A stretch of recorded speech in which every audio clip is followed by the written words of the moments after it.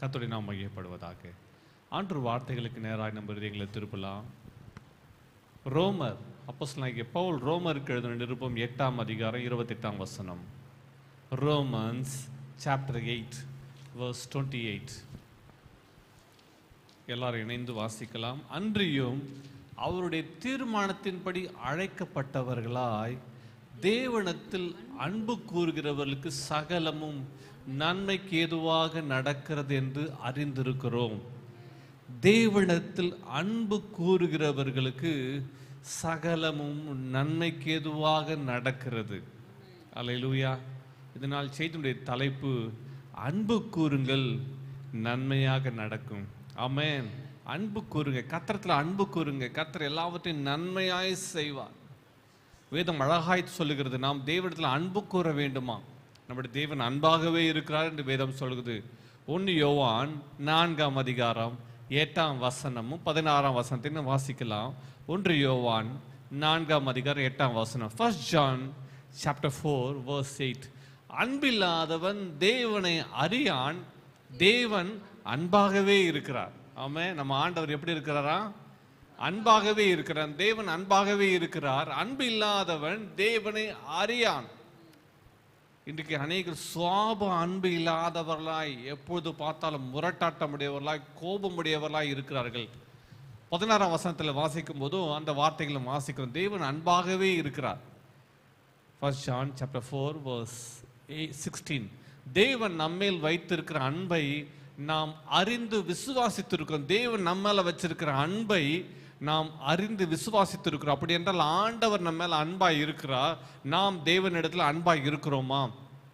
தேவன் அன்பாகவே இருக்கிறார். Love is God. நம்ம தேவன் அன்பாகவே இருக்கிறார். அவர் தான் அன்பு. அன்பு நிறைஞ்ச ஆண்டவர். அன்பில் நிலைத்திருக்கிறவன் தேவனை நிலைத்திருக்கிறான், தேவனும் அவனில் நிலைத்திருக்கிறார். நம்ம தேவனுடைய அன்பில் நிலைத்திருக்கிறோமா? அன்பில் நிலைத்திருக்கிறவன் எப்படி இருக்கிறானா? தேவனில் நிலைத்திருக்கிறான். நம்ம தேவ அன்பினால நிறைந்தவர்களாக இருக்கணும். தேவ அன்பினால் எப்பொழுதும் கட்டப்பட்டவர்களாக இருக்கணும். இதுக்கு பல நேரங்களில் நம்ம தேவ அன்பை இழந்தவர்களாய் காணப்படுகிறோம். தேவ அன்பை இழக்க காரணம் என்ன தெரியுமா? 3 குறிப்புகளை சுருக்கமாக சொல்கிறேன். தேவ அன்பை நாம் இழக்க காரணம் என்ன தெரியுமா? சுவாப அன்பில்லாதவர்களாய் மாற காரணம் என்ன தெரியுமா? இந்த உலகத்தினுடைய பொருள் ஆசை. பொருளை மதிக்கிறார்கள், மனிதர்களை மதிப்பது இல்லை. ஒரு வீட்டில் ஒரு மனுஷன், அன்பான நல்ல மனுஷன், வீட்டுக்கு வேலை செய்கிறவரை அவர் நல்லா ட்ரீட் பண்ணிட்டு இருந்தார். ஒரு நாள் அந்த மனுஷன் வீட்டில் எல்லா பொருட்களையும் க்ளீன் செய்து கொண்டிருந்தார். எல்லாவற்றையும் துடைத்து கொண்டிருக்கும் போது கை தவறி அங்கே வைத்திருந்த ஒரு ஜாடி விழுந்து உடைந்து விட்டது. அந்த எஜமானுக்கு கோபம் வந்து விட்டது. வீட்டில் இருந்த ஒரு உருட்டு கட்டை கொண்டு வந்து அந்த மனுஷனை அடித்து விட்டார். அடித்தது மட்டுமில்லை, அவரை பிடித்து இழுத்து வெளியே தள்ளிவிட்டார். அந்த வேலை செய்கிற அந்த மனுஷன், ஐயா மன்னிச்சிடுங்க, நான் தெரியாமல் செஞ்சிட்டேன், துடைக்கும் போது கை தவறி விழுந்து விட்டது ஜாடி. அப்போது அவர் சொன்னார், இந்த ஜாடியுடைய விலை என்ன தெரியுமா? உன்னுடைய 6 மாத சம்பளம் தான் அந்த ஜாடியுடைய விலை என்று சொல்லி அவரை சொல்லி திட்டிக் கொண்டிருக்கிறார்.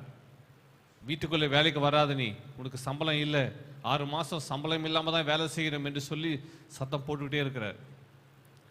அந்த மனுஷன் என்ன செய்ய தெரியல, அழுது விட்டார்.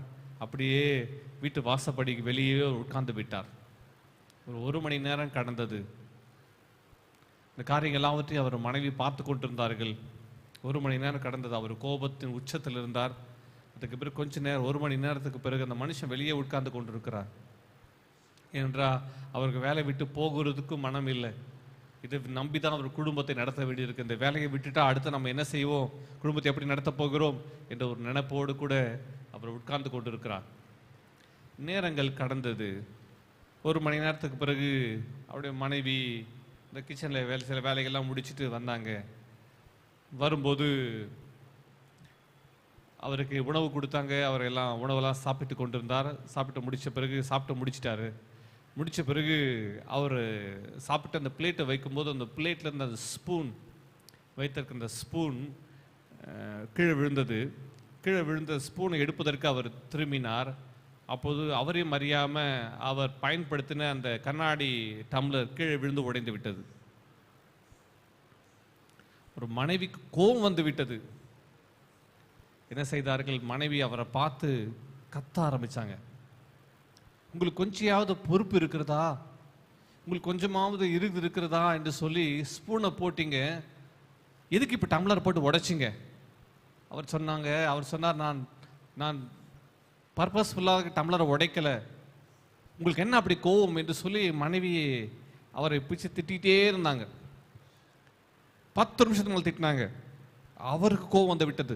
ஸ்டாப், சாதாரண ஒரு கண்ணாடி டம்ளருக்காக என்னை பிடிச்சி இப்படி தத்திட்டே இருக்கிறியே, அந்த கண்ணாடி டம்ளர் விலை என்ன, அதுக்காக என்னை பிடிச்சி இப்படி சத்தம் போட்டுக்கிட்டே இருக்கிறியே, இந்த டம்ளரோட நம்ம மதிப்பு இல்லையா, எனக்கு மதிப்பு இல்லையா, என்னை விட கண்ணாடி டம்ளர் ஒரு பெரிய பொருட்டா உனக்கு என்று சொல்லி அவர் மனைவி சத்தம் போட ஆரம்பித்தார். அப்போது மனைவி நிறுத்துங்க என்று சொல்லிவிட்டு சொன்னாங்க, அந்த வேலை செய்த மனுஷனை விட உடைச்ச ஜாடி பெருசு இல்லை. பொருட்களுக்கு மதிப்பு கொடுக்கிற நாம் மனிதர்களுக்கு மதிப்பு கொடுப்பதில்லை. கொஞ்சம் கண்ணாடி டம்ளரு அது தற்செயலாக தான் விழுந்து உடைஞ்சிச்சு, பர்பஸ்ஃபுல்லாக நீ உடைக்கலை, எனக்கு தெரியும். அதே போல் வேலை செய்த மனுஷனும் பர்பஸ்ஃபுல்லாக அதை உடைக்கலை, தவறி தான் உடைந்தது. அந்த உடைந்த பொருட்கள் நிமித்தம் தேவ அன்பை நாம் இழக்கிறோமே, சுவாப அன்பு இல்லாதவளாய் மாறுகிறோமே, பொருட்களுக்கு கொடுக்கிற மதிப்பை மரியாதையை நாம் மனிதர்கள் கொடுப்பதில்லையே என்று சொல்லி அவருடைய குற்றத்தை உணர்த்தினார்கள். அப்பொழுதுதான் அவருக்கு தன்னுடைய சென்ஸ் அவர் ரியலைஸ் பண்ண ஆரம்பிச்சார். ஐயோ, எத்தனை வருஷமாக விசுவாசமாக நம்ம வீட்டில் வேலை செய்கிற மனுஷன் அந்த பொருட்களுக்கு கொடுத்த மதிப்பை அந்த மனுஷனுக்கு கொடுக்கலையே, பொருட்களை நம்ம பெருசாக பார்க்கிறோமே என்று அவர் ரியலைஸ் பண்ண ஆரம்பித்தார். எனக்கு அருமையான தேவச்சனம், பல நேரங்களில் நாம் தெய்வ அன்பை இழந்து விடுகிறோம். நாம் வாழ்வில் அன்பை இழக்க காரணம் என்ன தெரியுமா? பொருள் மேலே இருக்கிற ஆசை அல்லது பொருட்கள் மேலே இருக்கிற பற்று. மனிதர்களை விட, நம்ம பயன்படுத்துகிற காரியங்களை விட, நம்முடைய பிள்ளைகளை விட, நம்முடைய கணவனை விட, மனைவியை விட, நாம் நெருங்கி பெற்றோரை விட, நம்ம நெருங்கி பழகுகிற எல்லாரை விட பொருட்கள் மேலே அதிக கோபம் வருகிறது, அதிக எரிச்சல் வருகிறது. அந்த பொருட்களை நம்ம பொசஸ் பண்ணுறோம். அதை மனிதர்களை விட அதிகமாக நேசிக்கிறதுனால அதற்காக மனிதர்களை பழி வாங்குகிறோம். எல்லாவற்றையும் நாம் இழந்த பொருட்களெல்லாம் சம்பாதிச்சு கொள்ளலாம், வாங்கிக்கலாம். ஆனால் உறவுகளையும் மனிதர்களையும் அப்படி செய்ய முடியாது. அவர்கள் தான் விலையேறப்பட்டவர்கள். தேவன் அன்பாகவே இருக்கு. ஆண்டவர் நம்ம மேலே அன்பு கூறுகிறா, நம்ம ஆண்டவர்கிட்ட அன்பு கூறுகிறோமா? நம் தெய்வ அன்பை இழக்க காரணம் என்ன தெரியுமா? பொருள் ஆசை. இன்னும் நடந்த உண்மை ஒரு சம்பவம். ஒரு மனுஷன் புதுசாக ஒரு கார் வாங்கியிருக்கிறார். வேடிக்கையான கதை தான். கார் வாங்கிட்டு ரொம்ப சந்தோஷமாக காரை வீட்டுக்கு கொண்டு வந்திருக்கிறார். பிள்ளைகள் எல்லாரும் கூப்பிட்டு காண்பிக்கிறார், பாருங்க நியூ பிராண்ட் நியூ கார் நம்ம வீட்டுக்கு முன்னாடி வந்திருக்குது. எல்லாருக்கும் ஒரு பெரிய சந்தோஷம். ஒரு சின்ன வயசு பிள்ளை அது ரொம்ப ஹாப்பியாக அந்த பிள்ளை விளையாடிட்டு இருக்குது. ஹே, எங்கள் டேடி கார் வாங்கிட்டாங்க என்று சொல்லி குதிக்குது. எல்லாருக்கும் சாக்லேட்லாம் கொடுக்குறாரு. அதுக்கப்புறம் வாங்க நம்ம எல்லாம் வெளியே போகலாம் என்று சொல்லி எல்லாம் ரெடி ஆகிட்டு இருக்காங்க. இந்த சின்ன பிள்ளை என்ன செஞ்சிச்சு, அது பயன்படுத்துகிற ஸ்கெட்ச் பென் மாதிரி ஒரு பெண்ணை கொண்டு போயிட்டு என்ன சொல்லிச்சு, அந்த எல்லாம் ரெடி ஆகிட்டு இருக்கும்போது அந்த பிள்ளை விளையாடிட்டே அந்த கார்கிட்ட போச்சு. அந்த பெண் எடுத்து வைத்து அந்த காரில் எழுத ஆரம்பிச்சு, ஐ லவ் பாப்பா, எங்கள் அப்பாவை நான் ரொம்ப நேசிக்கிறேன் என்று சொல்லி அது எழுது. குளிச்சு ரெடி ஆகிட்டு அந்த மனுஷன், ரெடி ஆகிட்டு இருக்கிற மனுஷன் மேலே இருந்ததை பார்த்தார்.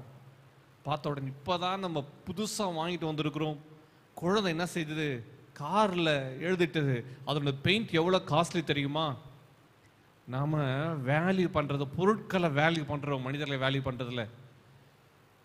மேலேருந்து கோவம் வந்து விட்டது. வேகமாக மேலேருந்து கத்த ஆரம்பித்தார். இந்த பிள்ளை கவனிக்கவே இல்லை. ஐ லவ் பாப்பான்னு எழுதிட்டு வேகமாக இறங்கி ஓடி வந்தார். கார் பக்கத்தில் பிள்ளை எழுதிட்டு இருக்குது. எழுதி முடிச்சுட்டு டேடி அப்படின்னு திரும்புது. அவருக்கு வந்தது கோபம். எவ்வளோ தைரியம் இருந்தால் இப்போ இன்றைக்கு தான் புதுசாக கார் வாங்கியிருக்கிறேன், காரில் நீ எழுதிட்டியே, இந்த பெயிண்ட் எவ்வளோ காஸ்ட்லி தெரியுமா என்று சத்தம் போட்டு கோபமாக அந்த குழந்தை 2 அடி அடித்தார். அடிச்சு மொத்தமில்லை, நீ இப்படி செய்வியா என்று பக்கத்தில் ஏதோ ஒரு கட்டை இருந்துச்சு. குழந்தை கையை வச்சு வேகமாக அந்த குழந்தை கத்துது, வேகமாக அடிச்சிட்டார். போட்டுட்டு குழந்தை கதறி துடிக்குது. குழந்தை அழுகு சத்தத்தை கேட்டுட்டு உள்ளிருந்து அம்மாவும் அவருடைய கிராண்ட் பேரண்ட்ஸ் எல்லாம் ஓடி வந்தாங்க. வேகமாக உள்ளே போயிட்டார். ஓடி வந்து குழந்தை, பிஞ்சு குழந்தை பார்த்தா அழுது இந்த குழந்தை கையை தூக்க முடியல, அழுதுகிட்டே இருக்குது, குழந்தைக்கு இது வலி. அப்புறம் பார்த்தா அந்த குழந்தையுடைய கை விழுங்க ஆரம்பித்தது. உடனே இந்த குழந்தை ரஷ் பண்ணி ஹாஸ்பிட்டலுக்கு கொண்டு போயிட்டு இந்த குழந்தை ஹாஸ்பிட்டலில் எடுத்து குழந்தை கையெல்லாம் எடுத்து ஸ்கேன் பண்ணி பார்த்தா அந்த குழந்தை பிஞ்சு குழந்தையுடைய அவர் கட்டையில் அடித்ததுனால ஃப்ராக்சர், 2-3 எலும்புகள் ஃப்ராக்சர் ஆகிருக்கு. அதுக்கு பிறகு பிஓபி மற்ற காரியங்கள் எல்லாவற்றையும் இந்த குழந்தைக்கான எல்லா காரியங்களையும் அவர்கள் செய்து இந்த குழந்தைய அட்மிட் பண்ணி நெக்ஸ்ட் டே குழந்தை வீட்டுக்கு கொண்டு வந்தாங்க. ஒரே சோகம், வீடு முழுவதும் மயான அமைதி, எல்லாம் துக்கம். ஒரு பக்கம் குழந்தை, இன்னைக்கு தானே ஒரு நல்ல கார் வந்தது, ஒரு என்ஜாய் பண்ண நினச்சே இப்படி நடந்துச்சே என்று சொல்லி விரக்தி. இந்த பழைய காரை கொண்டு வந்து அவர் வீட்டில் விட்டு நான் அவசரப்பட்டுட்டேன்ல, என் குழந்தைய விட அந்த கார் பெருசு இல்லை என்று சொல்லி அந்த மனுஷன் ரொம்ப சோகமானார். ஒரு வாரம் அந்த குழந்தையை அவர் அவ்வளோ கருத்தாய் பார்த்துக்கிட்டார். குழந்தைகிட்ட சாரி கேட்டார். அதுக்கு பிறகு அந்த குழந்தைய அந்த கார் எடுத்து கேரேஜில் விட்டுருந்தாங்க. அப்போது ஒரு வாரத்துக்கு பிறகு அந்த காரை கேரேஜில் வெளியே எடுத்து அந்த குழந்தை என்ன தான் எழுந்துச்சு என்று சொல்லி அவர் பார்ப்பதற்கு அந்த கார்கிட்ட போனார். கார்கிட்ட குனிச்சு பார்த்தா அந்த குழந்தை என்ன எழுதியிருக்குது, ஐ லவ் பப்பா. அந்த வார்த்தைகளை படித்த உடனே அவர் தேம்பி அழ ஆரம்பித்தார். ஐயோ, என் குழந்தை என் மேலே இருக்கிற அன்பை எக்ஸ்பிரஸ் பண்ண தான் எழுதியிருக்குது, எழுதின இடம் தவறு தான், ஆனால் என் குழந்தையுடைய அன்பை நான் விலகி கொள்ளவில்லையே என்பதை அவர் விலகி கொண்டார். மறுபடியும் அந்த குழந்தை இடத்துல சென்று அந்த குழந்தைக்கு ஒன்றும் புரியல, டாடி என்ன அந்த குழந்தைகிட்ட சொன்ன பேபியை நான் மன்னிச்சிடு என்று சொல்லி அவர் அழ ஆரம்பித்தார். அது ஐ லவ் பப்பான்னு எழுதி இருந்துச்சு, அப்பா அவங்கள நேசிக்கிறேன்னு எழுதியிருந்தது. இந்த கருமை தேவஜனமே, இன்றைக்கு உலக ஆசை, பொருள் ஆசை, பொருளுக்கு மதிப்பு கொடுக்குறோம். இன்றைக்கு தெய்வ அன்பை நாம் இழக்க காரணம் தெரியுமா? பொருள் ஆசை. இரண்டாவது, மற்றவர்களை போல நாம் வாழணும்னு நினைக்கிறோம். கம்பேரிசன். தெய்வ அன்பை இழக்க காரணம் என்ன தெரியுமா? கம்பேரிசன். மற்றவர்களோடு ஒப்பிட்டு பார்ப்பது. அவர்களிடத்தில் அது இருக்குது, என்னிடத்தில் அது இருக்க வேண்டும். அதற்காக எந்த எக்ஸ்ட்ரீமுக்கும் போக ஆயத்தமாக இருக்கிறான் மனுஷன். கம்பேரிசன், ஒப்பிட்டு பார்ப்பது. உலகத்தோடு, மனிதர்களோடு, மற்றவர்களுடைய அந்தஸ்தோடு நம்ம ஒப்பிட்டு பார்ப்பது. அழகு, பிள்ளைகள், நம்முடைய ஸ்டேட்டஸ் எல்லாவற்றையும் ஒப்பிட்டு பார்ப்பது. சுருக்கமாக அந்த பாயிண்ட்டாக சொல்லிடுறேன். மூன்றாவது ஒரு காரியம், self pride or ego. Ego தமிழ் என்ன சொல்லுவாங்க? தாழ்மை இல்லாத காரியம் அல்லது விட்டு கொடுக்காத காரியம். நான் தான் எல்லாம், எல்லாரும் எனக்கு அடிபடியணும், நான் யாருக்கு அடிபணிய மாட்டேன். தப்பு செஞ்சவங்க அவங்க சாரி சொல்ல, நான் தப்பு செஞ்சாலும் சாரி சொல்ல மாட்டேன். ஈகோ. இன்னைக்கு அநேக குடும்பங்களுக்குள்ள ஈகோஸ்டிக்ஸ், நிறைய ஈகோ இருக்கிறதுனால குடும்பங்களுக்குள்ள சண்டைகளும் பிரச்சனைகளும் போராட்டங்களும் பிரிவினைகளும் காணப்படுகிறது. வேதம் அழகாய் சொல்ல, தேவன் அன்பாகவே இருக்கிறார். ஆமாம், தேவன் அன்பாகவே இருக்கிறார். அன்பில் நிலைத்திருக்கிறவன் தேவனில் நிலைத்திருக்கிறான், தேவனும் அவனில் நிலைத்திருக்கிறார். நம்ம அன்பாய் இருக்கும்போது, அந்த அன்பில் நிலைத்திருக்கும் போது, நம்ம அன்பில் நிலைத்திருந்தால் தேவன் நமக்குள் நிலைத்திருக்கிறான் என்று வேதம் சொல்கிறது. அவன் வேதத்திலிருந்து ஒரு கதாபாத்திரத்தை, ஒரு கேரக்டரை உங்களுக்கு சொல்ல விரும்புகிறேன். ஆண்டவர் நாம் மையப்படுவதாக. தேவனிடத்தில் நம்ம அன்பு கூறும்போது சகலமும் நன்மைக்கு ஏதுவாக கர்த்தர் செய்து முடிப்பார். ஆமென். தேவனிடத்தில் நம்ம அன்பு கூறும்போது நம்ம வாழ்வில் தீமை வரலாம், ஆனால் அந்த தீமையை தேவன் நன்மையாக மாற பண்ணுவார், நன்மையாக முடிய பண்ணுவார். எடுத்து வாசிக்கலாம். யோவான் எழுதின சுவிசேஷம், இல்லை மன்னிக்கணும், 11ஆம் அதிகாரம். யோவான் சுவிசேஷம், ஜான் சாப்டர் 11 verse 1 and 2. மரியாளும் அவள் சகோதரியாகிய மார்த்தாலும் இருந்த பெத்தானியா என்னும் கிராமத்துள்ள லாசரு என்னும் ஒருவன் வியாதிப்பட்டிருந்தான். மூன்றாம் வசனத்தை வாசிக்கும் போது, ஜான் சாப்டர் 11 verse 3. அப்பொழுது அவனுடைய சகோதரிகள், ஆண்டவரே, நீ சிநேகிக்கிறவன் வியாதியாய் இருக்கிறான் என்று சொல்ல இயேசுவின் இடத்திற்கு அவரிடத்துக்கு ஆள் அனுப்பினார்கள். இயேசு நேசிக்கிறவன், சிநேகிக்கிறவன் ஒருவன் இருந்தான். அவன் பெயர் லாசரு. மார்த்தார் மரியாளுடைய சகோதரன் லாசரு. அவனை ஆண்டவர் அதிகமாய் சிநேகித்தார். சிநேகிக்கிறவன் எழுதப்பட்டுள்ளது. அவன் வியாதியாய் இருந்தான்.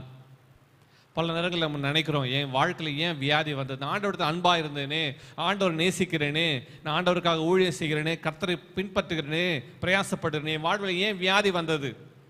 பல நேரத்தில் சொல்லக்கூடும். என் வாழ்வில் ஏன் இந்த கடன் பிரச்சனை வந்துச்சு? என் வாழ்வில் ஏன் இந்த போராட்டம் வந்துச்சு? எனக்கு தொழிலில் ஏன் நஷ்டம் வந்துச்சு? எங்கள் வீட்டில் ஏன் அப்படி நடந்துச்சு? நம் வாழ்வில் நடந்த தீமைகள் நிமித்தம் பல நேரங்கள் நம்ம அங்கலாய்க்கிறோம். ஒய் லார்ட், ஏன் என்று கேள்வி கேட்கிறோம். பல கேள்விகள் நாம் கேட்கிறோம், நம்ம கேள்விகளுக்கு பதில் கிடைக்கிறது இல்லை. ஆனால் வேதம் அழகாய் சொல்கிறது, தேவனத்தில் அன்பு கூறுவர்களுக்கு கர்த்தர் தீமையை நன்மையாக மாற பண்ணுவார். ஆமே. வியாதியா இருக்கிறான் என்று சொல்லி இயேசுவிடத்தில் ஆள் அனுப்புகிறார்கள். ஆனால் இயேசு ஊழியத்தில் இருக்கிறார். பின்னும் 4 நாட்கள் இயேசு அந்த பட்டணத்திலே அவர் தங்குகிறார். அதுக்கு பிறகு லாசரு மரிக்கிறான். லாசரு மரித்து அடக்கம் பண்ணப்பட்டு 4 நாள் ஆயிற்று என்று வாசிக்கிறோம். ஆண்டவர் அவனை சிநேகித்தார், நேசித்தார் என்று, நீ சிநேகிக்கிறவன் என்று சகோதரிகள் சொல்லுகிறார்கள். அது மாத்திரம் இல்லை, அந்த ஜனங்களை சொன்னாங்களாம். வாசிக்கலாம். ஜான் சாப்டர் 11 verse 36, 36ஆம் வசனத்தில் வாசிக்கும் போது 35ஆம் வசனத்தில் இயேசு கண்ணீர் விட்டார் என்று வாசிக்கிறோம். 36ஆம் வசனத்தில் வாசிக்கும் போது ஜான் சாப்டர் 11 verse 36, அப்பொழுது யூதர்கள் இதோ இவர் அவனை எவ்வளவா சிநேகித்தார் என்றார்கள். இதோ இவர் அவனை எவ்வளவாய் சிநேகித்தார் என்றார்கள். அப்படி என்றால் என்ன அர்த்தம்? இயேசு சிநேகித்தவர், இயேசு அன்பாயிருந்தவர், இயேசுவிடத்தில் அன்பாயிருந்தவன் இப்பொழுது இல்லை, அவன் மரித்து விட்டான். அவன் வியாதியாயிருந்தான், மரித்து விட்டான், அடக்கம் பண்ணப்பட்டு விட்டான். இயேசுவை ரொம்ப நேசிச்சானே யூதர்கள். அது மாத்திரம் இல்லை, மார்த்தார் மரிகள் எல்லாம் கேள்வி, ஆண்டவர் மேலே இவ்வளோ அன்பாக இருந்தானே, அவனுக்கு வியாதி வந்து விட்டதே, ஏன் வியாதி வந்துச்சு? கேள்வி. அவன் மரிச்சிட்டானே, ஆண்டவர் வந்து பார்க்கலையே, அவன் வியாதி படுக்கையில் இருக்கிறான்னு செய்தி அனுப்பின வரலையே, அவன் செத்து விட்டான்னு செய்தி அனுப்பின வரலையே. அடுத்தது ப்ரேயர் மீட்டிங் தான் வரப்போகுது. அந்த ப்ரேயர் மீட்டிங்காவது வருவாரா தெரியல. 4 நாள் ஆயிற்று, அடக்கம் பண்ணப்பட்ட ஆயிற்று. ஆண்டவருக்க காத்திருந்தாங்க, முடியல, வரல. அடக்க ஆராதனை முடிஞ்சிச்சு, 4 நாள் ஆயிற்று. அவர் சிநேகித்தார் என்று யூதர்கள் சாட்சி கொடுக்கிறார்கள், அப்படி சகோதரிகள் சாட்சி சொல்கிறார்கள். சிஷ்யர்களுக்கு எல்லாருக்கும் தெரியும், ஆண்டவர் சிநேகித்தவன், அவனும் ஆண்டவர் மேல சிநேகமாயிருந்தான். மரித்து அடக்கம் பண்ணப்பட்டு எல்லாம் முடிஞ்சிச்சு. இயேசு 4 நாட்களுக்கு பிறகு வருகிறார். இயேசு இந்த கல்லறைக்கு முன்பாக நின்று கண்ணீர் விடுகிறார். இயேசு கண்ணீர் விட்டார் எழுதப்பட்டுள்ளது. ஆமே. இயேசு கண்ணீர் விட்டார் என்று லிட்டரலா பார்க்குறாங்க. அவர் கண்ணீர் விட்டதை பார்த்து யூதர்கள்லாம் சாட்சி கொடுக்குறாங்க, எவ்வளவா இவர் அவனை நேசிச்சாரு.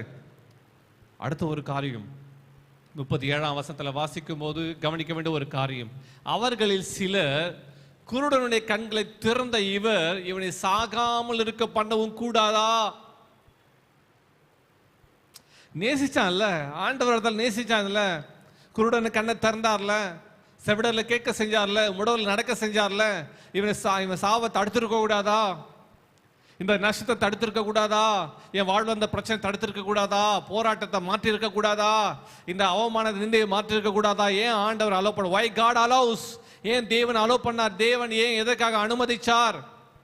தேவன் எதற்காக இந்த காரியத்தை வாழ்வில் அனுமதிச்சார் என்று பல நேரங்களில் நாம் கதறுகிறோம், அழுகிறோம், புலம்புகிறோம், அங்கலாய்க்கிறோம்.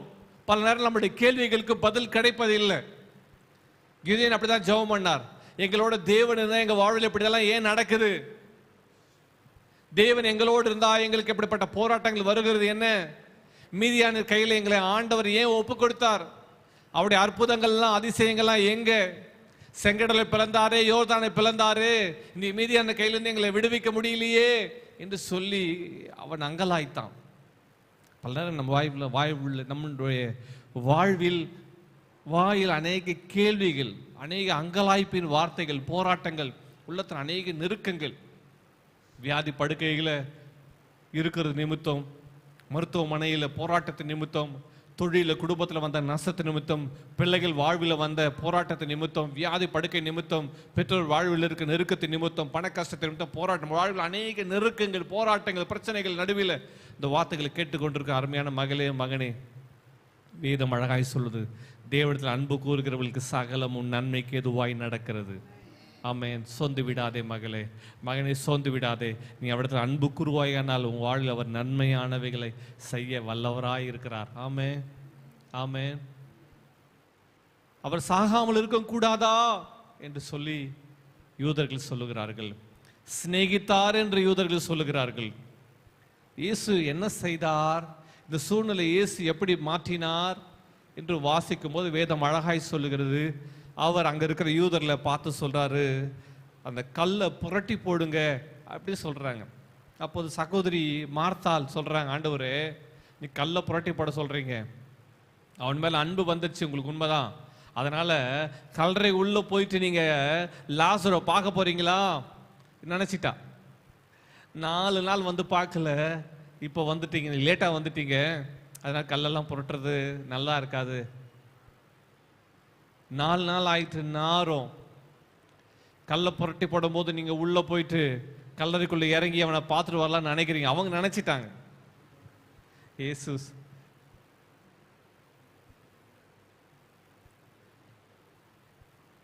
கல்லை எடுத்து போடுங்கள் சொல்றாரு.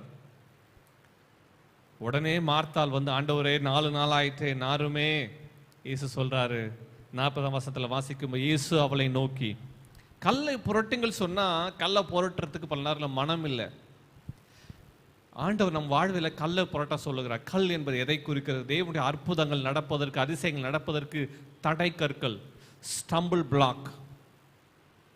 பல நேரங்களில் நான் நினைச்ச நேரத்தில் அற்புதம் நடக்கல, அதனால் எப்போதும் அற்புதம் நடக்காது என்று அர்த்தம் இல்லை. மறுபடியும் உங்களுக்கு சொல்லக்கூடும், நான் நினைத்த நேரத்தில், நான் எதிர்பார்த்த நேரத்தில், நான் விரும்பின நேரத்தில் அற்புதங்கள் நடக்கவில்லை, அதிசயங்கள் நடக்கவில்லை, ஒரு மாற்றம் வரவில்லை என்பதனால் எப்பொழுதும் அற்புதம் நடக்காது, அதிசயம் நடக்காது, மாற்றம் வராது என்பது அர்த்தம் அல்ல. ஆமென், அல்லேலூயா. மார்த்தாள் நினைத்து விட்டால் இனிமேல் ஹோப்பே இல்லை, இனிமேல் எதுவும் நடக்காது. அதான் அவருடைய எண்ணமாக இருந்தது, அவருடைய யோசனையாக இருந்தது. கல்லப்புறம் எடுத்து போடுங்கள் சொன்ன உடனே அவள் வேகமாக வந்து, ஆண்டவரே இப்பொழுது இப்போது நாருமே 4 நாள் ஆயிற்றே என்று சொல்லுகிறாள். ஈசு அவளை நோக்கி, நீ விசுவாசித்தால் தேவனுடைய மகிமை காண்பாய் சொல்றாரு. நீ விசுவாசித்தால் தேவனுடைய மகிமை காண்பாய். பல நேரங்களில் நம்ம கவுண்டர், மறுபடியும் அவளும் ஒரு கவுண்டர் கொடுக்குறா. 41ஆம் வசனத்தை வாசிக்கும் போது அவ என்ன கவுண்டர் கொடுக்குறா பாருங்க. அப்பொழுது மரித்தவன் வைக்கப்பட்ட இடத்தில் இருந்த கல்லை எடுத்து போட்டார்கள். இயேசு தம்முடைய கண்களை ஏறெடுத்து, பிதாவே, நீர் எனக்கு செவி கொடுத்தபடியினால் உம்மை ஸ்தோத்தரிக்கிறேன். பாருங்க, இயேசு ஒரு ஜபத்தை செய்கிறார், ஒரு ஸ்தோத்திர ஜபம், ஸ்தோத்திரம். பிதாவே, நீர் எப்பொழுது எனக்கு செவி கொடுக்கிறபடியால் உம்மை ஸ்தோத்தரிக்கிறேன்.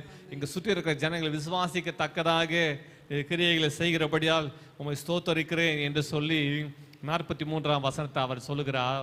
43 இவைகளை சொன்ன பின்பு லாசருவே வெளியே வா என்று உரத்த சத்தமாய் கூப்பிட்டார். இயேசு மார்த்தாள் நினைச்சா இயேசு கல்லறைக்குள்ள போக போறாருன்னு நினைச்சா. ஆனா இயேசு கல்லறைக்குள்ள போகல, கல்லறைக்குள்ள இருக்கிறவனை வெளியே கூப்பிட்டார். ஒரு ஆமென் சொல்லுங்க பார்க்கலாம். ஆமென். நாற்றத்துக்குள்ள தேவன் போக விரும்பல. ஆமாம், நாற்றத்துக்குள்ள தேவன் போக விரும்பல. அந்த நாற்றத்துக்குள்ள இருக்கிறவனை, அந்த பிரச்சனைக்குள்ள இருக்கிறவனை, அந்த போராட்டத்துக்குள்ள இருக்கிறவனே, கடன் பிரச்சனைகளுக்குள்ள, அவமானங்களுக்குள்ள, நிந்தைகளுக்குள்ள, போராட்டங்களுக்குள்ள, சிறை வாழ்வுகளுக்குள்ள மூழ்கி இருக்கிற நம்மை ஆண்டவர் அழைக்கிறார். அல்லேலூயா. மகளே, நீ முழுகி விட்டதுனால, நீ அமிழ்ந்து போனதுனால என்னுடைய காரியங்கள் எல்லாம் முழுகி விட்டது, தேவனுடைய வல்லமை எல்லாம் மங்கி போய்விட்டது என்ற அர்த்தம் இல்லை. நீ எது நடுவில் இருக்கிறாய், அது நடுவிலிருந்து கர்த்தர் உன்னை அழைக்கிறார். ஆமென், அல்லேலூயா. ஆண்டவர் லாசருவே வெளியே வா என்று ஒருத்த சத்தமிட்டு கூப்பிட்டார். ஆமென், அல்லேலூயா. உன் ஆண்டவருக்கு தெரியும் நீ எந்த நிலைமையில் இருந்தாலும் அந்த இடத்துல உன்னை எழுந்திருக்க பண்ண ஆண்டவருக்கு தெரியும். ஆமென். நீ கடன் பிரச்சனைகளுக்குள்ள, போராட்டங்களுக்குள்ள, நிந்தைக்குள்ள, வியாதிகளுக்குள்ள, அவமானங்களுக்குள்ள, அநேக கோர்ட் கேஸ்க்குள்ள, விட முடியாத போராட்டங்களுக்குள்ள, பாவ பிரச்சனைகளுக்குள்ள முழுகி போயிருக்கலாம், அமிழ்ந்து போயிருக்கலாம். அந்த இடத்துல இருந்து உன்னை விடுதலையாக்க, உன்னை எழும்ப பண்ண அவைகள் கட்டுகள் உன்னை அவிழ்க்க உன் ஆண்டவருக்கு வல்லமை உண்டு என்பதை விசுவாசிக்க வேண்டும். ஆமென். ஏனென்றால் நீ அவரிடத்தில் அன்பு கூர்ந்தாய், அவர் அன்பு கூர்ந்திருக்கிறார். அல்லேலூயா. அவர் சிநேகித்ததனால அந்த அன்பு அவனை உயிரோடு எழுப்பிற்று. அல்லேலூயா. எல்லாத்தையும் காரணம் என்ன தெரியுமா? அன்பு. the love of God. தேவ அன்பு அவனை அந்த கட்டுகள்ல இருந்து விடுதலையாக்கி அவனை உயிரோடு எழுப்பிற்று. அல்லேலூயா. ஆண்டவர் சொல்ற, லாசருவே வெளியே வா. அந்த அன்பின் வார்த்தைகள் மரித்த சடலத்துக்கு நேராய் வருகிறது. அந்த வார்த்தைகள் அவனுக்குள்ள ஜீவனை உண்டு பண்ணிட்டு அவன் சத்தமாய் கூப்பிட்டார், லாசருவே வெளியே வா.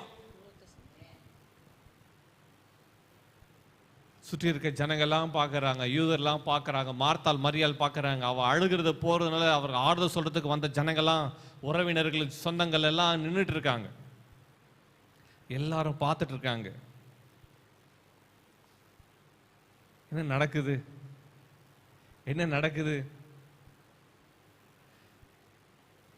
உலக பிரகாரமா ஆறுதல் சொல்ல வந்தா ஒருவேளை இந்த கல்லறைக்கு முன்னாடி மாலையை வச்சுட்டு இல்லது மலர் வளையத்தை வச்சுட்டு கண்ணு சிந்திட்டு கட்டிப்பிடிச்சு ஒரு ஆறுதல் சொல்லிட்டு போயிடுவாங்க. ஆனா இயேசு வித்தியாசமா செய்கிறாரு. நம்ம எதிர்பார்த்த டைம்ல அவர் வரல, ஆனா அவர் ஒரு டைம்ல வந்திருக்கிறாரு. தேவனிடத்தில் அன்பு கூறுகிறவர்கள் கவனிக்க வேண்டிய ஒரு காரியம் கவனிங்க. அந்த அன்பு கூறுதல், அன்பில் விட்டு விலகாதே. நம் பாயிண்ட் நம்பர் 1. எப்போது அற்புதம் நடக்குது, அதிசயம் நடக்குது தெரியுமா? கர்த்தரின் அன்பை விட்டு விலகாதே. என் வாழ்வில பிரச்சனை போராட்டம் அதிகமானதுனால அந்த அன்பை விட்டு விலக மாட்டேன். சிலர் தங்கள் வாழ்வில் வந்த பிரச்சனை போராட்ட நிமித்தம் கர்த்தரை விட்டு பின்வாங்கி விடுகிறார்கள், மறுதலித்து விடுகிறார்கள்.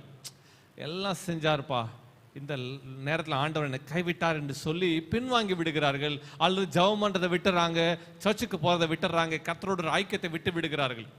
இப்படிப்பட்ட காரியத்தை செய்து விடக்கூடாது. கர்த்தர் மறுபடியும் ஒரு நாள் நீங்க பின்வாங்கி இந்த வார்த்தைகளை கேட்டுக்கொண்டிருப்பாய், ஆனால் கர்த்தர் என்ன சொல்ல பார்த்து பேசுகிறார். திரும்ப ஆண்டவர்கிட்ட வா. No turning back. ஆண்டவர் விட்டு பின்வாங்கின அந்த இருதயம் உனக்கு வேண்டாம். Come back, come back. திரும்பவும் தேவனிடத்தில் திரும்பு. இரண்டாவது காரியம், டைம். உன்னுடைய நேரம் தேவனுடைய நேரம் அல்ல, அவருடைய நேரம் என்ன என்பதை நீ அறியாது இருக்கிற. அதனால அவருடைய நேரம் வரும் வரை காத்திரு. யோவான் 2 வாசிக்கிறோம், காணா ஒரு கல்யாணத்துல அங்க திராட்சரசம் குறைவுபட்ட உடனே அங்க இருக்கிற ஒரு பெரிய பதற்றம் தொற்றி கொண்டது. கல்யாண வீட்டில் பெரிய பதற்றம் தொற்றி கொண்டது. ஐயோ, பிரியாணி தீர்ந்து போச்சே, நம்ம ஊரில் வாஷில் சொன்னால் பிரியாணி தீர்ந்து போச்சே, சிக்கன் பீஸ் தீர்ந்து போச்சே, ஒரு பதற்றம். ஆனால் அந்த கல்யாணத்தில் திராட்சரசம் ரொம்ப முக்கியமான ஒரு காரியம். விருந்தெல்லாம் முடிச்சு திராட்சரசம் கொடுக்கணும். திராட்சரசம் கொடுக்கலன்னா எல்லாரோட முகம் மாறிடும். நல்லா விருந்து கொடுத்தான்ப்பா, திராட்சரசம் கொடுக்கலப்பா, அந்த ஒரு ஃபுல்ஃபில்மெண்ட்டே இல்லாமல் போயிடும். திராட்சரசம் மன மகிழ்ச்சிக்கு அடையாளம். அந்த ஹாப்பினஸ் அவன் கொடுக்கலப்பா, மன மகிழ்ச்சி அவன் ஹாப்பியாக என்னை அனுப்பி வைக்கலன்னு அர்த்தமா, என்னை சந்தோஷமா அவன் வழி விட்டு அனுப்பலன்னு அர்த்தமா. திராட்சரசம் கொடுக்கலாம் எனக்கு அவனுக்கும் பகையா, அவன் என்னை மகிழ்ச்சியை அனுப்பி வைக்கலப்பா, என்னை திருப்திப்படுத்தலை, என்னை சரியாக கவனிக்கல என்று ஊரெல்லாம் எத்தனை வருஷம் ஆனாலும் அந்த நிந்தை போகாது. அதனால் திராட்சரசம் ரொம்ப முக்கியம். திராட்சரசத்தை அவனால் முடிஞ்ச அளவுக்கு அந்த மணமகன் வீட்டார் ரெடி பண்ணி கொடுத்தாங்க. ஆனால் திராட்சரசம் குறைவுபட்டது. அதை அறிந்த மரியாள், இயேசு தாயாக மரியாள் இயேசுவில் சொல்கிறாங்க, திராட்சரசம் இல்லையா, அற்புதம் எல்லாம் செய்யுங்க என்று சொல்லி இயேசு விட்ட சொல்கிறாங்க. இயேசு சொல்கிறாரு, ஸ்திரீயே, என் வேலை இன்னும் வரலை. ஆண்டவர் நேரம் என்ன என்பதை நம்ம அறியாது இருக்கிறோம். கைரோஸ், குறித்த காலம், அப்பாயிண்டட் டைம். ஆண்டவர் குறித்த காலத்தில் குறித்த நேரத்தில் அவர் தன்னுடைய வல்லமை விளங்க பண்ண அவர் வல்லவராய் இருக்கிறார். ஆமே, அவருடைய நேரத்தை அறிவது ரொம்ப அவசியமாக இருக்கிறது. காகங்கள் தங்களோட அடைக்கலத்துக்கு வரும் வேலையை அறிந்திருக்கிறோம். அடைக்கலான் குருவிகள் தங்கள் அடைக்கலத்துக்கு வரக்கூடிய நேரத்தை அறிந்திருக்கிறோம். ஆனால் என் ஜனங்களோ தங்கள் தேவனாய் கர்த்தரிடத்தில் வருகிற வேலையை அறியாதிருக்கிறார்கள் என்று ஆண்டோட வார்த்தை சொல்லுகிறது. நீ கர்த்தரிடத்தில் வருக வேண்டிய வேலையை நீ அறியாது இருக்கிறோமா?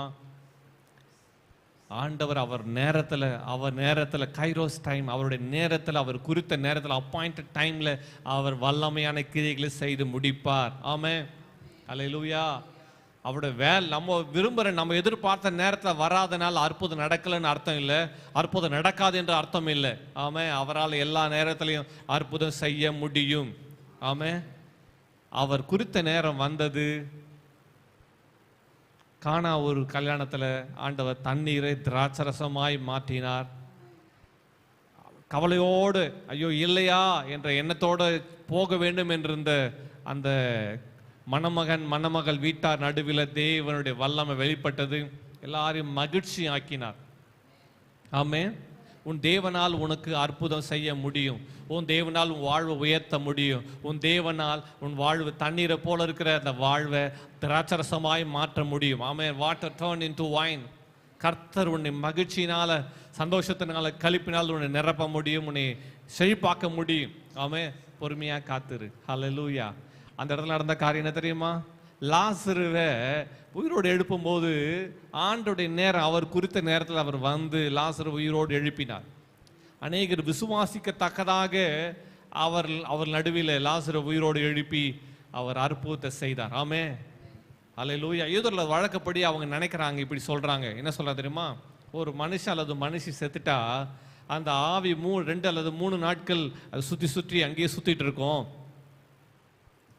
அதனால தான் எவீருடைய மகளை அவர் உயிரோடு எழுப்பினாரு. அந்த ஆவி வெளியவே இருந்துச்சு. அந்த பெண்ணு செத்த பிறகு சில மணி நேரத்துக்குள்ளே அவர் சென்று அந்த ஆவியை திரும்ப உள்ள அனுப்பி உயிரோடு எழுப்பிட்டாரு. அது 2-3 நாள் ஆயிருந்தா அந்த ஆவி தேவன்கிட்ட போயிட்டு இருக்கோம், அதுக்கு பிறகு உயிரோடு எழுப்ப முடியாது என்று யூதருடைய வழக்கம் அப்படி சொல்லப்படுகிறது. அதை பிரேக் பண்ணதான் ஆண்டவர் 4ஆம் நாள் வந்து அற்புதத்தை செய்தார். ஆமே.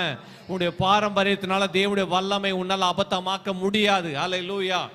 அவர் எந்த நாளில் எந்த நேரத்திலும் அவரால் அற்புதம் செய்ய முடியும். அல்லேலூயா. உன்னுடைய மைண்ட் செட் சொல்றது, உன்னுடைய ட்ரெடிஷன் சொல்றது, உன்னுடைய ஜாதகம் சொல்லுகிறது, உங்க உலக காரியங்கள் சொல்லுகிறது எல்லாம் தேவனுக்கு முன்பாக பைத்தியமா இருக்கிறது. அல்லேலூயா. 4ஆவது நாள்ல லாசரு வெளியே வா என்று சொன்னார்.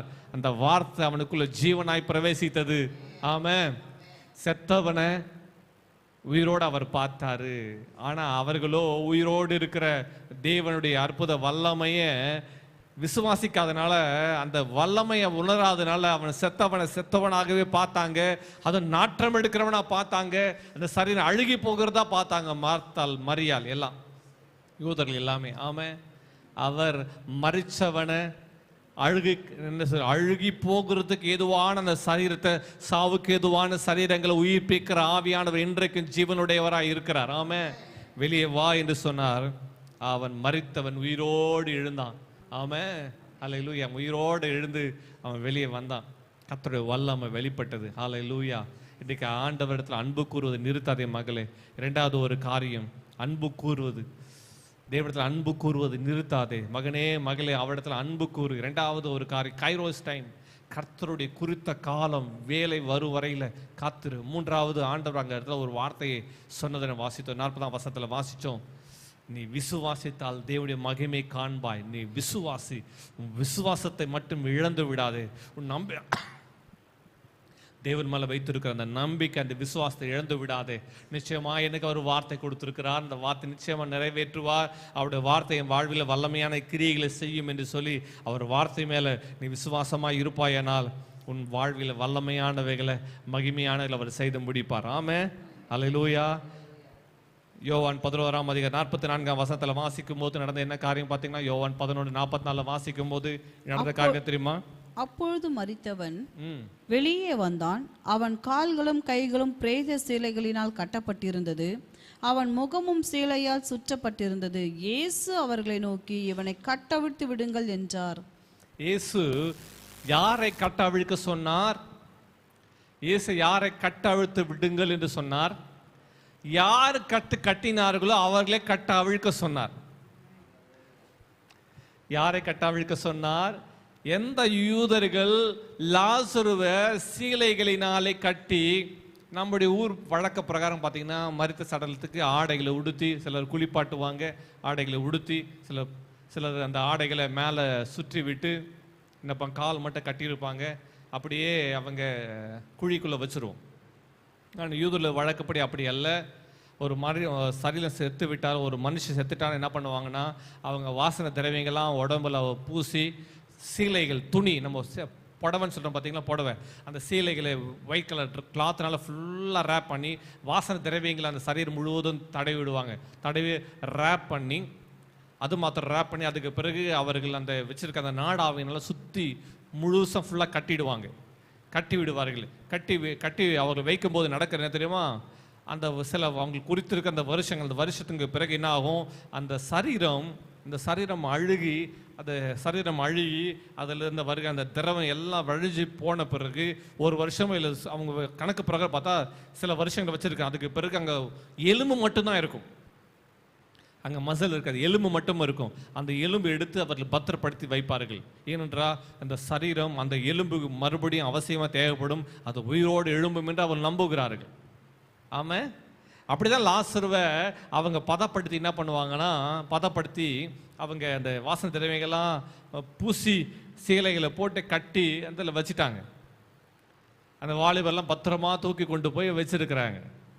இப்போ யார் கட்டி, உறவினர் சொந்த பந்தங்கள்லாம் கட்டி, அங்கே இருக்கிற வாலிபர்கள்லாம், லாசர் இருந்த ஊரில் இருக்கிற அந்த வாலிபர்லாம் கட்டி தூக்கி கொண்டு போய் உள்ளே வச்சாங்களோ, அந்த வாலிபர்கள் எல்லாரும் இருக்கிறாங்க, சொந்தக்காரங்க எல்லாம் நிற்கிறாங்க. அவங்களாம் என்ன பார்த்து சொல்கிற, ஆண்டவரே கட்டை அவிழ்த்து விடுங்க. கட்டினவங்களுக்கு தெரியும், எத்தனை முடிச்சு போட்டாங்கன்னு தெரியும், எவ்வளோ ஸ்ட்ராங்காக கட்டினாங்கன்னு தெரியும். அவர்கள் கட்டினவர்கள் கண்களுக்கு எதிராக அவங்க கைகளே ஒரு நடுக்கத்தோடு, ஒரு பயத்தோடு, தேவன் ஜீவனுள்ளவர், தேவன் அற்புதங்களை செய்கிறவர், தேவன் அதிசயங்களை செய்கிறவர்கள், ஐயோ இந்த மரித்த சடலத்தை அல்லவா நம்ம கட்டினோம், இந்த மரித்த சடலம் இன்றைக்கு ஜீவனோடு நம்ம கண்களுக்கு முன்பாக நிற்கிறது.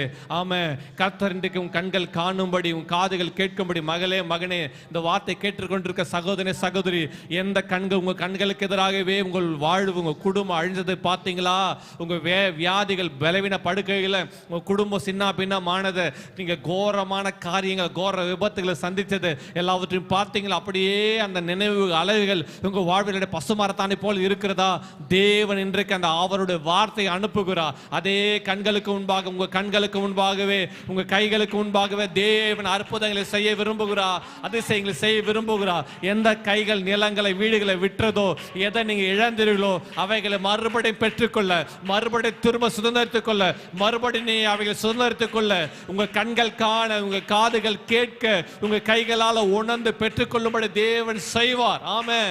நீ சகலத்தையும் திருப்பிக் கொள்ளுவாய். ஹல்லேலூயா. நீ இழந்தவைகளை திரும்ப பெற்றுக்கொள்ளும்படி கர்த்தர் செய்வார். ஆமென். எந்த இடத்துல நிந்தை அனுபவிச்சீங்களோ அதே கைகள் மறுபடியும் இந்த அற்புதத்தை பார்க்கும்படி, மறுபடியும் அந்த டச் அண்ட் ஃபீல் காணும்படி கர்த்தர் செய்ய போகிறார். ஆமென். ஹல்லேலூயா. ஒரு பயத்தோடு, நடுக்கத்தோடு கூட அந்த யூதர்கள் கட்டுகளை அவிழ்த்து விடுகிறார்கள். ஆமாம், முழுசா கட்டப்பட்டிருக்கிற அந்த மனுஷன் லாசரு யாரை கடைசியாக பார்த்து கட்டினாங்களோ, கடைசியாக முகத்தை பார்த்து கட்டினாங்க பார்த்தீங்களா, கடைசியாக முகத்தை பார்த்து அழுகையோட, வியாகுலத்தோட, துக்கத்தோட கட்டினவங்க பார்க்கும்போது பயத்தோட, அதிர்ச்சியோட, நடுக்கத்தோட அவன் முகத்தை பார்க்குறாங்க. லாசரு ஜீவனுடையவனாய், ஆமாம், கர்த்தருடைய ஜீவனுடையவனாய் நிற்கிறான். ஆமாம். இப்போ லாசரு சரீரத்தில் வியாதி இல்லை. ஆமாம், வியாதியெல்லாம் செத்தான், இப்போ அவன் சரீரத்தில் வியாதி இல்லை. ஆமாம், ஆண்டோட அற்புத வல்லமை தொடும்போது, அவருடைய வார்த்தை தொடும்போது, ஆமாம். அடுத்த பாயிண்ட் நம்பர் 4, வார்த்தையினால சுகம், வார்த்தையினால அற்புதம், வார்த்தையினால மாற்றம். அந்த வார்த்தை இன்னைக்கு ஜீவனோடு இருக்குது. ஆமாம், அவனோட சரீரத்தை தொட்டு பார்க்குறாங்க. வியாதிக்கான அறிகுறி இல்லை, வியாதி இல்லை, பலவீனம் இல்லை, சுகவீனம் இல்லை. இப்போ பரிபூர்ண ஆரோக்கியத்தோட ஒரு மனுஷன் நிற்கிறான். ஆமாம், ஆமாம். இந்த அற்புதம், ஆமாம், அந்த அற்புதம் லாசரு என்ற அற்புதம் நிற்குது. அல்லேலூயா. தடவி பார்க்குறாங்க. நீ தானா, அது வேற யாருனா இருக்கானா? தடவி பார்க்குறாங்க, தொட்டு பார்க்குறாங்க. ஓ, நம்ம தான் கட்டணும். ஒரு பக்கம் பேயா இருக்குமா, பயம். அல்லேலூயா. ஆச்சரியமானவைகளை, அற்புதமானவைகளை கர்த்தர் காணும்படி செய்கிறார். மீகா 7:15 அதான் சொல்லுது, உன்னை அதிசயங்களை காண பண்ணுவேன். ஆமாம், யார் கடைசியாக பார்த்தானோ அவன் முதல்ல பார்க்குறான். அல்லேலூயா. அதிசயத்தை அவன் கண்கள் காணுது. ஆமென். கர்த்தர் உன் வாழ்வில் அதிசயங்களை காண செய்வார். ஆமென். அல்லேலூயா. கர்த்தர் உங்களை திருப்தியாக்கி நடத்துவார். ஆமென். உங்களை அற்புதங்கள், அதிசயங்களை காணும்படி கர்த்தருடைய வல்லமை செய்ய போகிறது. ஆமென். கட்டவிழ்த்து விடுகிறாங்க. எல்லா தலையில் இருக்கிற, முகத்தில் இருக்க கட்டுகளை அவிழ்க்கிறாங்க. அந்த அவங்க மேலே இருக்க திரைச்சலை, அவன் மேலே இருக்க அந்த போட்டிருக்க அந்த சாரி எல்லாவற்றையும் கிழிக்கிறாங்க. எல்லா கட்டுகளை அழுத்து பார்த்தா அவன் ஆரோக்கியத்தோடு இருக்கிறான், சுகத்தோடு இருக்கிறான். ஆமென். ஹல்லேலூயா. வேதம் அழகாய் சொல்லுகிறது, லாசரு நிமித்தமாக அநேகர் கர்த்தரிடத்தில் விசுவாசம் உள்ளவனாய் மாறினார்கள். ஆமென். ஹல்லேலூயா. அடுத்த வசனத்தை, இவனை கட்டவிழ்த்து விடுங்கள் என்று சொன்னார். அடுத்த வசனத்தை வாசிக்கலாம். அப்பொழுது மரியாளிடத்தில் வந்திருந்து இயேசு செய்தவைகளை கண்டவர்களாகிய யூதர்களில் அநேகர் அவரிடத்தில் விசுவாசம் உள்ளவர்களானார்கள். ஆமென். கர்த்தர் 5வது குறிப்பு, கர்த்தரை சாட்சியாய் நிறுத்துவார். ஆமென். நீங்கள் சாட்சி பகரும்படி செய்வார். ஆமென். லாசரு நிக்கிறதே சாட்சி தாங்க. லாசரு ஒன்றும் பேசணும்ல, லாசரு நிக்கிறதே சாட்சி தான். ஹல்லேலூயா. அந்த செய்தி, இந்த பெத்தானியால நடந்த அந்த செய்தி எல்லா பட்டி தொட்டி எல்லாம் அந்த செய்தி பரவிட்டு. ஆமென். நான் லாசரு செத்ததை சொந்தக்காரங்களாம் பார்த்து லாசருவை பார்க்கறதுக்காக அநேகர் பெத்தானியாவுக்கு வந்தாங்களாம். இயேசுடைய விசிட் பிறகு, இயேசு சந்திச்சது பிறகு லாசருவை பார்க்கறதுக்காகவே அநேகர் பெத்தானியாவுக்கு வந்தாங்களாம். ஆமாம், விருது சாப்பிட வரல, லாசருவை பார்த்துட்டு பெத்தானியாவுக்கு வந்து, லாசருவே நீ உயிரோடு இருக்கிறத கேட்டோம்ப்பா, ஆண்டவர் உயிரோடு எழுப்பிடாரு கேட்டோம்ப்பா, சாட்சியா நிறுத்துறார். ஆமென். ஹல்லேலூயா. எந்த இடத்துல வெட்கப்பட்டா, எந்த இடத்துல துக்கப்பட்டா, எந்த இடத்துல அவமானம் இந்திய சந்திச்சாலோ சந்திச்சீர்களோ அதே இடத்துல கர்த்தர் உங்களை சாட்சியா நிறுத்துறார். ஆமென். உயர்த்துவார், கர்த்தர் மேன்மைப்படுத்துவார். ஆமென். அவருடைய வல்லமை, அவருடைய வல்லமை, அவருடைய வல்லமை, அவருடைய வல்லமை மகத்துவமானதை செய்யும். ஆமென். அடுத்த வசனத்தில் வாசிக்கலாம். 46ஆம் வசனம். அவர்களிடத்தில் சிலர் பரிசேயரிடத்தில் போய் இயேசு செய்தவைகளை அவர்களுக்கு அறிவித்தார்கள். அப்போது பிரதான ஆசாரியரும் பரிசேயரும் ஆலோசனை சங்கத்தை கூடி வர செய்து, நாம் என்ன செய்கிறது, இந்த மனுஷன் அநேக அற்புதங்களை செய்கிறானே. ஆமென். ஒன்னும் செய்ய முடியலையே. ஹல்லேலூயா. தேவன் எந்த மனுஷனாலும் எந்த மனுஷியாலும் தேவன் உங்க வாழ்வை செய்கிற அற்புதங்கள், அடையாளங்கள், அதிசயங்களை தடுக்கவே முடியாது. அவருடைய அற்புதங்கள் பெருகும். ஆமென். அவருடைய வல்லமை குறைஞ்சு போகல. எல்லாம் சொல்லுங்க, அவருடைய வல்லமை குறைஞ்சு போகல, அவருடைய வல்லமை குறைஞ்சு போகல. ஆமென். அவர் உயிர்த்தெழுந்த வல்லமை மாறல. ஹல்லேலூயா, ஹல்லேலூயா, ஹல்லேலூயா. ஆமென். யோவானின் சுவிசேஷம் 12ஆம் அதிகாரம் திருப்பிக் கொள்ளலாம். யோவானின் சுவிசேஷம் 12ஆம் அதிகாரம் 9-10 வசனத்தை வாசிக்கலாம். யோவானின் சுவிசேஷம் 12ஆம் சாப்டர் 12 verses 9 and 10. அப்போது யூதரில் திரளான ஜனங்கள் அவர் அங்கே இருக்கிறதை அறிந்து இயேசுவின் நிமித்தமாக மாத்திரமல்ல, அவர் மரித்தொழுந்து எழுப்பின லாசருவை காணும்படியாக வந்தாங்க. இயேசுவை மட்டும் பார்க்க வரல, யாரும் பார்க்க வந்தாங்களா? லாசருவை காணும்படி வந்தாங்க. ஆமா, ஜனங்க வீட்டுக்கு வர்றவங்க உங்களை மட்டும் இல்லை, உங்க சர்ச் எங்க இருக்குது, நீங்க போகிற ஊழி எங்க இருக்குது. ஆமா, ஜனங்க நீங்க அற்புதத்தை பெற்றுக்கொண்ட காரியங்களை கேட்கறது மட்டும் இல்லை, அந்த இயேசு எனக்கு வேணும். ஆமா, உங்களுக்கு சுகம் கொடுத்த இயேசு, உங்க வாழ்வில் அற்புதம் செய்த இயேசு, உங்க வாழ்வில் மாற்றங்களை கொடுத்த இயேசு எனக்கு வேணும். ஆமா, கர்த்தர் உங்களுக்கு அநேகரை சாட்சியா நிறுத்துகிறார். ஹல்லேலூயா. திறந்த புஸ்தகமா உங்க வாழ்க்கை, உங்க வாழ்வு அந்த நெருக்கம், உங்க வாழ்வு அந்த அவமானம் அநேகருக்கு ஆசீர்வாதம் மாற போகுது. ஹல்லேலூயா, ஹல்லேலூயா.